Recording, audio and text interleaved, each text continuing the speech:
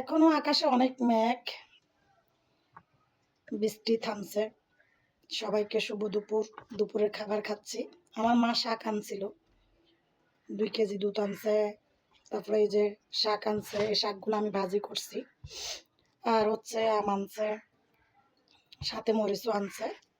তো এগুলো হচ্ছে আগের মরিচ, এখনকার মরিচ না। তো এই দুপুরবেলা মেঘলা অবস্থা, শাক ভাজি দিয়ে ভাত খাচ্ছি।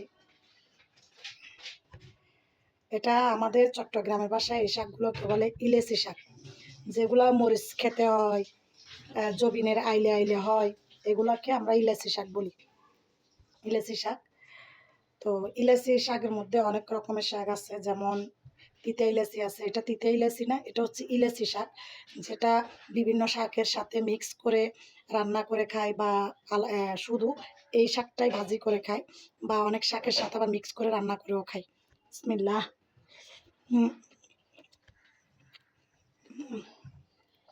ভাজি করে খেতে শাকগুলো অনেক মজা, অনেক মজা। তো আজকে শুধু এই শাক দিয়েই খাবো।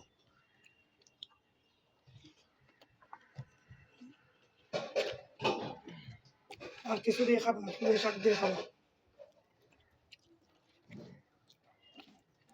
আমার মা কষ্ট করে আনছে, আর এই শাক হচ্ছে আমার শ্বশুর বাড়িতে পাওয়াও যায় না।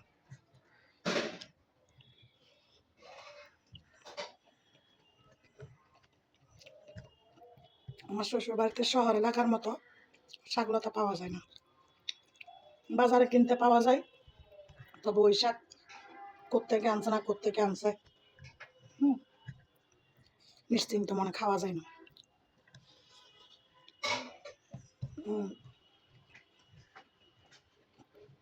এই শাক যেহেতু আমার মা আনছে, চোখ বন্ধ করে খাওয়া যাবে। কেন? পরিষ্কার জায়গা থেকে আনছে, এই জন্য।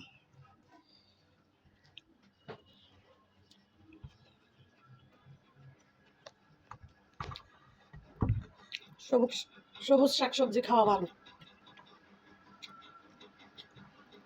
এখনকার বাচ্চারা তো মানে সবুজ শাকসবজি একদমই খেতে চায় না। বাচ্চাদেরকে অভ্যাস করানো ভালো। আপনারা চাইনাদের বাচ্চাদেরকে দেখবেন,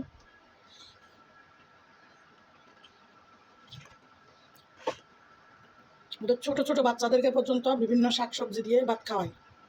ওরা বড়রা যা খায় সব ধরনের খাবার কিন্তু বাচ্চাদের প্লেটে দেয়, ছোট থেকে শাকসবজি খাওয়ার অভ্যাসটা হওয়ার জন্য।